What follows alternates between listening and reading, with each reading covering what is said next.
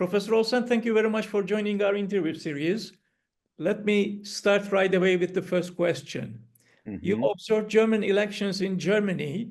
How do you interpret the performance of the AfD in German elections, in which it almost doubled its vote since the last election in 2021? Did its electoral strategy evolve compared to previous elections? Well, I think you can look at the AfD's performance as a good one. I mean, the party's very pleased with this. Now, they didn't get beyond some had thought that they might get 21 or 22%. They got just under 21%. So you can't characterize it in any way as disappointing. Nevertheless, and this goes to one of your other questions that you had put on the thing that you sent me earlier. Nevertheless, it may indicate that there's kind of a ceiling for AfD support.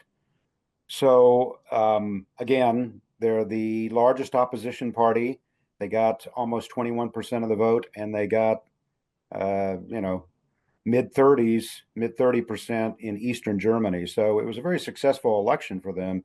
But I think that the question for the party going forward will be, how do they broaden their voter base? How do they get more of the vote? Because there seems to be, right now, in my opinion anyway, seems to be something of a ceiling of their electoral support. Your second question, did their electoral strategy evolve compared to previous elections? I wouldn't say that it evolved substantially. What I would say is that when you just look at their campaign posters, I spent a lot of time walking around the city and looking at different campaign posters. And I did some analysis with my co-author for the AfD book on election posters for the AfD in 2017 and 2021. And there just seems to be, if you just look at those things, and I haven't done a systematic study of the 2025 election, but if you just look at those campaign posters, it's much more mainstream in the way that they're advertising themselves, more normal compared to other parties. There's not the provocative election posters that we saw in 2017. A lot of this was focused in 2025 on Alice Weidel, their lead candidate. And so when I looked at their posters, I didn't see anything at first glance that seemed very different than other parties. So their electoral strategy, I mean, the issues were given to them. That is the migration issue and the domestic security because of the spectacular attacks that had occurred. These attacks by asylum seekers in a couple of different places in Germany. So a lot of their campaign issues were kind of given to them. And then if you think about the way the CDU responded to that, which basically backed up, I think, in some ways, the AfD position, it wasn't difficult for the AfD to highlight their main issue. Right. Do you think Elon Musk and J.D. Vance's endorsement of AfD had any effect on the performance of the party? No, I don't think it had any effect. If you look at the AfD polls over the last year or so, it's stayed pretty steady. It's right around 20%. There was no discernible bump from Musk's endorsement or from J.D. Vance's and Trump's basically endorsement of the party. So I think it had zero effect. It did not have any negative effect that I could tell. That is, I don't think it drove people away from the AfD, but it certainly didn't drive people to vote for the AfD. Right. The AfD has seen significant support in recent elections, particularly in Eastern Germany. How do you interpret their latest electoral performance? Does it signal a deepening of their influence or a potential ceiling to their growth? Well, taking your last question first, which I kind of answered in the first question, is I see a potential ceiling to their growth. Right now, if you look at opinion polls, have been pretty consistent on this. Something like 80% of Germans do not like the party. The AfD has the highest negative ratings of any political party in Germany. And if you're looking at people who didn't vote for the AfD, not always the best way to gauge, what their potential support might be in the future. But you have to keep in mind, 80% of Germans did not vote for the AfD in 2025.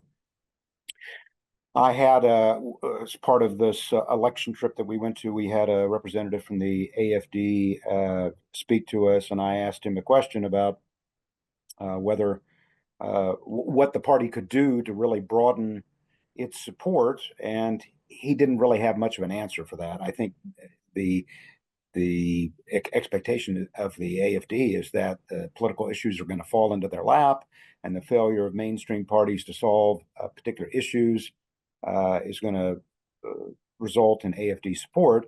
But I'm not sure that's the case. That is, I don't think it's I don't see it growing dramatically unless the AfD does something to make themselves more attractive to a larger group of German voters. Now, in Eastern Germany, it's a little bit different. This is more a West German problem than it is an Eastern German problem. In Eastern Germany, the AfD is really the largest party in Eastern Germany. If you look at the first vote election results in East and West, it's mostly the CDU and CSU in the West, and it's mostly the AfD in the East.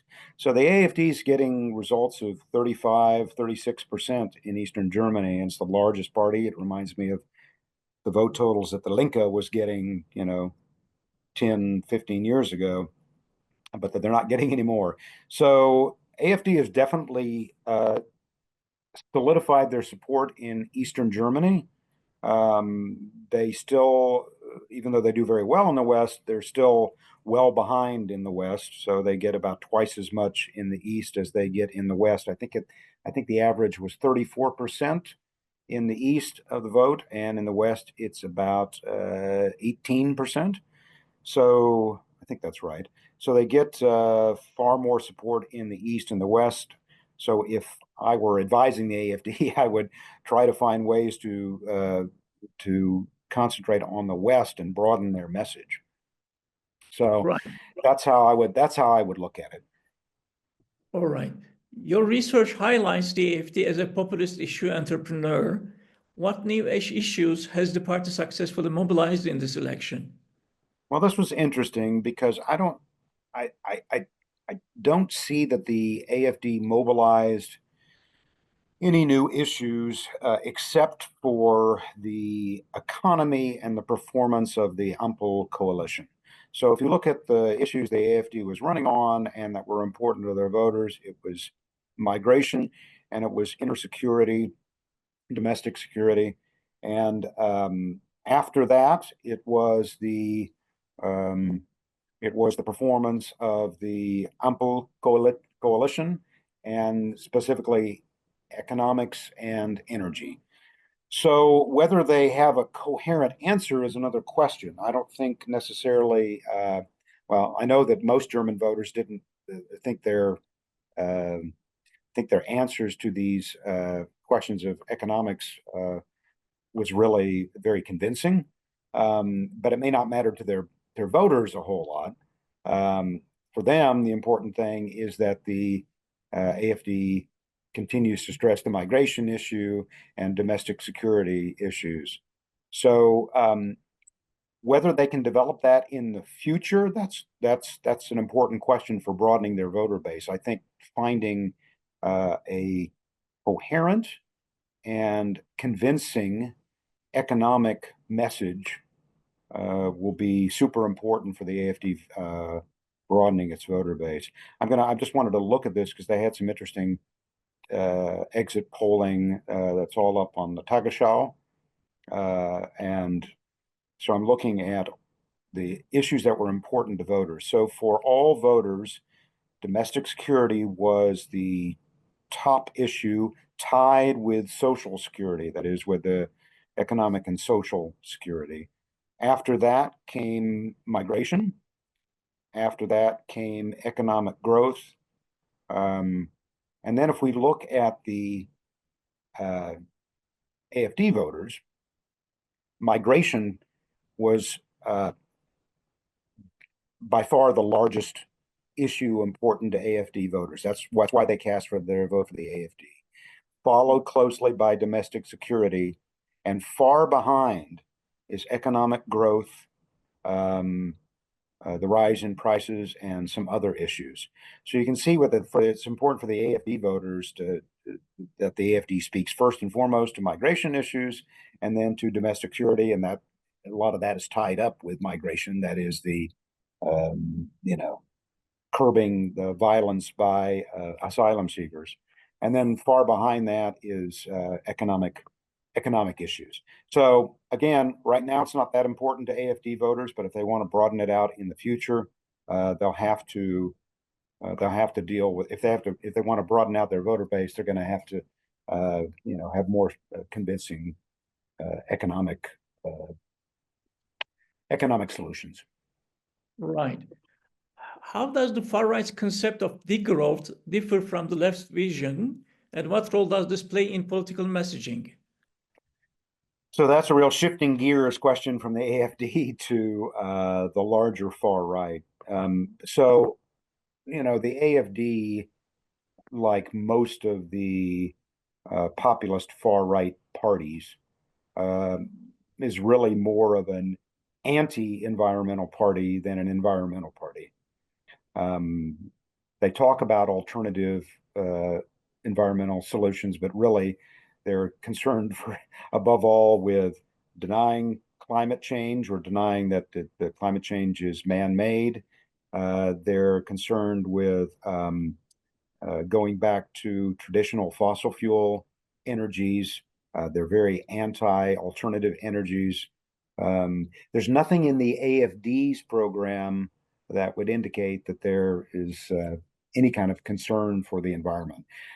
However, the larger far right milieu in Germany and elsewhere does take some of these issues much more seriously. That is, they don't deny climate change or that it's man-made.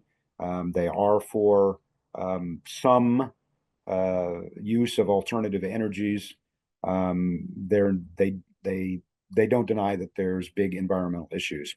The most that the AfD does is kind of conceptualize kind of a nationalistic environmental policy. That is, they talk about themselves being the true environmentalists because patriots are the only real true environmentalists, those who love their homeland. And they talk about doing some things for the environment, but it's pretty limited. So that's where degrowth would fit into it, because the AfD, like I'd say almost all the other far-right populist parties, they do not put growth into question. It's the other far-right groups and the far-right environment that takes this issue more seriously. But I have to say it's still a very small section of the far right. It's a small group.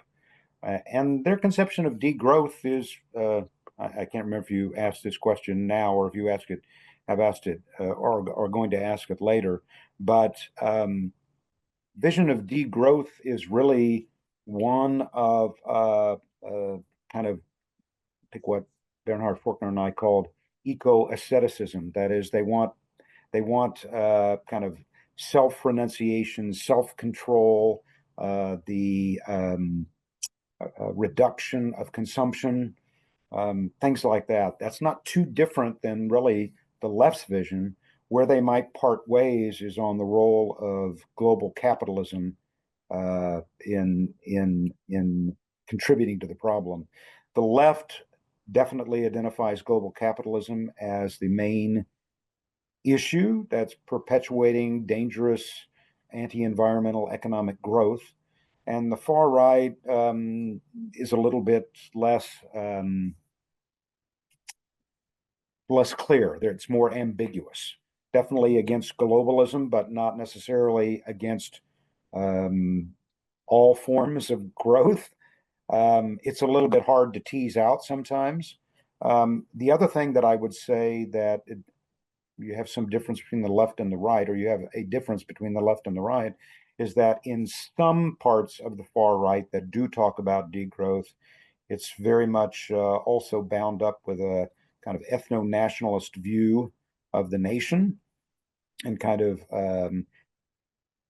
ethno-cultural purity. And you don't find any of that in the left's vision of degrowth. Right. In your view, has the AfD managed to fully integrate into the German political system, or does it remain an outlier? How has the response of mainstream parties impacted its trajectory?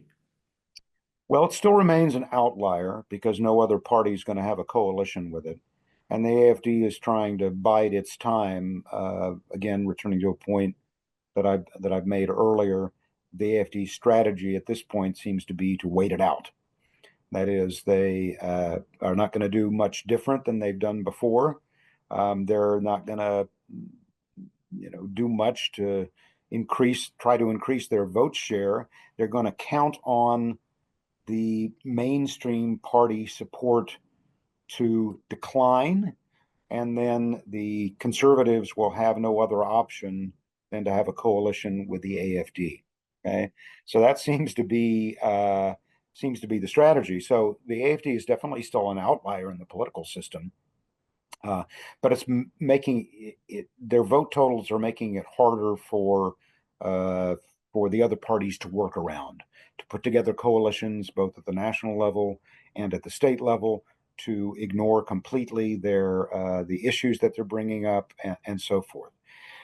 How has the response of mainstream parties impacted the AfD? Well, I think Friedrich Merz, a couple of weeks before the election, tried to get through a non-binding resolution on limiting migration, and in a particular way of limiting migration. And he had to depend upon AfD support to get that non-binding resolution passed. He didn't want to. He thought that the other parties would maybe come aboard, but it was not a good calculation on his part. So I think a lot of observers see that as providing a certain legitimation to the AfD and to the far right, and people talked about this Brandmauer, the firewall against the AfD, as if not coming down, at least damaged. So I think the response of mainstream parties is going to be really important for the AfD's trajectory in the future, because if they can still manage to marginalize the AfD, treat it as a non-legitimate party, and yet find ways to address issues that are important to AfD voters and to the larger German, and to a larger, slice of German voters, then they have a chance of decreasing the AfD's vote total. In other words, I think it's going to be really crucial these next 4 years, provided the coalition lasts its full time, whatever coalition comes into place, most likely CDU and CSU and SPD, that issues are addressed satisfactorily to German voters. And if that's done, then I think you'll see a decline in AfD vote totals. If it's not done, and if the new coalition government resembles the Ampel in its inability to solve some basic issues important to German voters, then I think you'll see the AfD continue to get 20% or more of the vote. Right. Many analysts highlight economic anxieties and globalization backlash as drivers of AfD support. How much of their success do you attribute to economic factors versus cultural or identity-based appeals? To what extent does dissatisfaction with the government's handling of recent crises, such as the economy or migration, contribute to AfD's support in Sunday elections? I'll answer that last question first, and it contributed a lot to the AfD support, right? So migration, as we've talked about, the far biggest issue. The economy, also to some extent, even though it was lower down on the AfD voters' list of concerns, that doesn't mean that it was unimportant. And certainly the the Ampel coalition's the perception of the Ampel coalition as not very competent, not able to get things done, that had a lot of effect, I think, on the AfD's vote. To the question of economic factors versus cultural identity-based issues and economic anxieties and globalization, I don't think you can really separate those too much. I want to look at it this way. If you look at AfD voters objectively, the majority of AfD voters are not economic losers. That is, they, in terms of their income levels and other kind of economic markers, they are not economic losers. So the AfD is not drawing its main support from the unemployed or those in lower income levels. It's drawing it in higher income levels, middle and higher income levels. Okay, so it's not necessarily objective economic situation that's driving AfD voters. However, there is a lot of anxiety among AfD voters that they are losing, that they are losing out to other groups, right? So you know, it's kind of a difference between your subjective perception and objective markers of your economic situation. Okay, I was trying to find here something on, well, a couple of interesting things as I'm just looking at the Tagesschau data right now. So domestic security played a far larger role among those who voted for the AfD than it did any other party, at 33%. Okay. In terms of, let's see, what else? Migration, we already know that, twice as big as any other party. That is twice as big of a concern for the AfD voters as any other party. Economic growth played a much lower level for AfD voters than it did for other parties. And then I'm trying to look at this final, see if I can find it very quickly. If I can't, we'll just leave it. But I remember seeing there we go, a chart that looked at AfD voters' concerns, right? And 75% of AfD voters said that they had great concerns that prices are going to climb so high that they can't afford to pay their bills. About 75% of AfD voters. Just behind that, 74% of AfD voters said they fear that their living standard cannot be maintained going forward in the future. 71% of AfD voters said that they have great concerns that they'll be able to have enough money when they get old. Okay, so the AfD voters have economic anxieties. They have economic anxieties about globalization, but it's not necessarily borne out in their objective circumstances so much as in their subjective impressions, their subjective anxieties about economic issues. Right. Given the rise of far-right parties across Europe, do you see the AfD aligning more with transnational populist movements, or is its strategy will still largely domestically driven? I see it. I see the AfD trying to align itself more with transnational populist movements. I mean, it does seek out some international partners in Europe, but interestingly enough, the AfD right now is still viewed as too extreme by lots of far-right populist parties. Certainly by the National Rally in France, which didn't want to have the AfD as part of its group in the European Parliament. Still seen that way by Meloni's brothers of Italy, that the AfD is too far to the right. Some of the comments about, you know, the Nazis, or some of their very controversial statements about the Holocaust and the war and so forth. So the AfD right now is stands a little bit apart from those other far-right populist parties in Europe, even though some of the issues are the same. Certainly migration is an issue for every far-right populist party. Certainly globalization is a concern for every far-right populist party. Anti-EU sentiments, or at least highly EU skeptical sentiments, are common to all these far-right populist parties.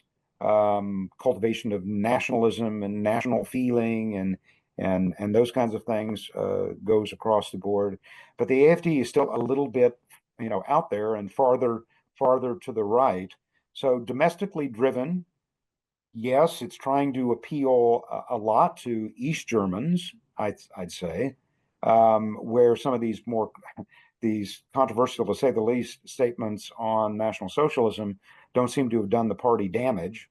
But it does hurt their relationship with these other far-right populist parties in Europe. Right. Does the AfD's environmental discourse resonate with voters, or is it more of a symbolic strategy aimed at rebranding the party's ideological image?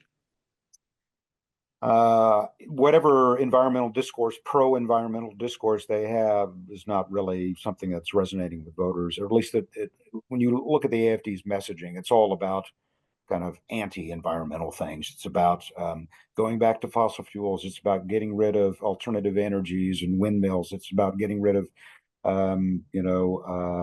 EVs, or not subsidizing them in any way.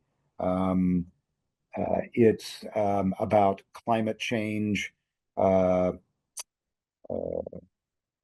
denial, skepticism, and so forth. So the environmental parts, whatever environmental message the AfD has, is mostly couched in this nationalist framework. Now, whether that is kind of protecting the German environment, we're all concerned with the German homeland and our natural spaces and so forth and so on. It's nationalist with a little bit of environmentalism thrown in, but I don't think that brings in too many voters right now. Interesting thing to me will be whether the AfD or any of these other populist far-right parties start to moderate their message at all on the environment, global climate change, and so forth, or whether they view that as too risky of a strategy, because the anti-environmental message is not one that any other party is offering.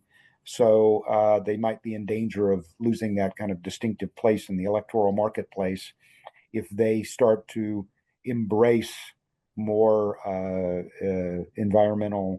pro-environmental policies. Right. And lastly, Professor Olsen, how has the AfD framed issues like sustainability and environmental protection? Does their rhetoric on ecology differ from traditional far-right parties? And how do they position themselves against the German Greens? Well, there's been some great work looking at, this relationship between the AfD and the Greens. I think Manas Vaiskirche from Technische Universität Dresden has written a couple of things. I remember one article basically that kind of discusses the AfD as being the anti-Greens, that they position themselves as such because they take very distinct opposite positions from the Greens, and they see the Greens as their biggest enemy, maybe not in terms of the electoral strength, but certainly in terms of their policies and kind of the image of the Greens and the image of the AfD. So they've very much positioned themselves as anti-Greens. Now, issues like sustainability and environmental protection are again kind of wrapped within this German nationalist framework, which is that, of course, we want to have environmental sustainability. Of course, we want to protect the environment because that's part of our the natural basis of life. It's part of the German homeland, and those who love their homeland, of course, are going to try to protect the environment. So they put it in those kinds of issues, and frankly, they probably have less difficulties in selling that as an environmental policy, for example, maybe reducing the use of pesticides or other forms of environmental protection. But where they really differ right now and how they cast themselves as kind of the anti-Greens is in climate protection and alternative energies as a part of climate protection. Professor Olsen, thank you so much for your time. Appreciate it. Sure. Thank you.